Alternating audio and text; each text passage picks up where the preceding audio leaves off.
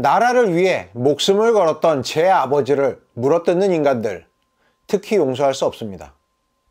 니들 아버지는 그때 뭐 하셨는지 라고 페이스북에 포스팅을 올려놓은 부동산 투기 전문가가 있습니다. 아, 국회의원인가요? 제 아버지는 40년생입니다. 그래서 6.25 때는 피난을 가셨다고 합니다. 할아버지가 공무원이시라 다 같이 도망가야 했거든요. 그리고 저희 큰아버지는 학도병으로 참전하셨습니다. 지금은 국립묘지에 계십니다. 그럼 손혜원 아버지는 정말 나라를 위해 목숨을 걸었을까요? 간결하게 알아보도록 하겠습니다. 김적폐입니다.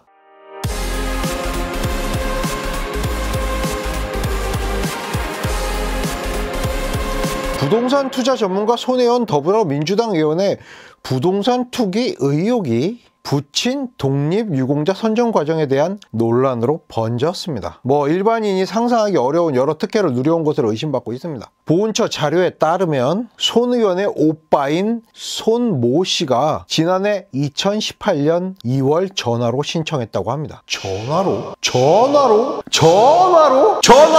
서류 작업 그런 거 없이요? 그런데 2018년 포상자 중 전화 신청을 한 경우는 이 한 건뿐이었다고 합니다. 딱 한 건! 심지어 피우진 보훈처장이 직접 2018년 2월 손 의원을 찾아가서 보훈처의 유공심사 기준을 완화한다고 알려줬습니다. 정부 공식 발표보다 4개월이나 앞선 시점이었습니다. 4개월이나 앞선 시점이었다고 합니다.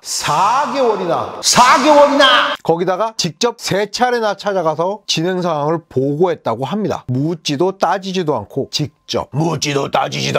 직접 찾아갔다고 합니다.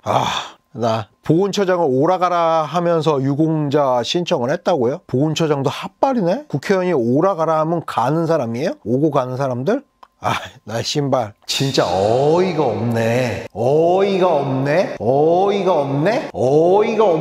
그럼 손 의원의 아버지 손용호 씨에 대해서 알아보도록 하겠습니다. 1982년, 1985년, 1989년, 1991년, 2004년, 2007년 총 6차례에 걸쳐서 보훈 신청을 했다가 심사에서 탈락했습니다. 탈락 사유에 대해선 입증자료 미비, 그리고 광복 이후의 행적 때문입니다. 손용호 씨는 일제강점기 당시 동아일보와 조선일보의 폐간에 항의했다가 2년 3개월간 옥살이를 했다고 합니다. 여기까지 나름 독립운동을 했다고 볼 수 있습니다. 그런데 뭐가 문제냐? 바로 해방 이후의 행적 때문입니다. 손용호 씨는 해방 이후 조선공산당에 가입 경력이 있으며 6.25 전 경기 양평에 드나들며 남조선 노동당에서 활약했다고 합니다. 그리고 여러 증언에 따르면 6.25 당시 경찰 정보원으로 활동하면서 서울에서 부역자 색출에 협력했다는 증언이 있다고도 합니다. 보훈처에선 여러 진술이 엇갈린다고 했지만 실제 노무현 정부 때도 신청을 했다가 퇴짜를 맞은 거 보면 합리적인 이유가 있다고 생각이 됩니다. 지금 검찰에서 수사를 하고 있다고 합니다. 실제로 보훈처 압수수색도 했고요. 일단 지켜봐야겠습니다. 부동산 투기건도 좀 지켜봐야겠죠. 사실 저는 곱게 보이지 않습니다. 이번 사태조차도. 지금 자꾸만 문재인 정권 내에서 벌어지는 비리, 투기, 불법 이슈는 어물쩍 넘어가고 7년 전, 10년 전 사건, 그리고 연예인들만 가지고 지지고 볶는 느낌이 아주 강해요. 사실 조사받고 문제가 있으면 벌 받고 해야 되겠죠. 근데 너무 지금 벌어지는 여러 이슈에 대해서는 자꾸만 2순위로 밀려가는 느낌이 들어요. 좀 고추 같네요.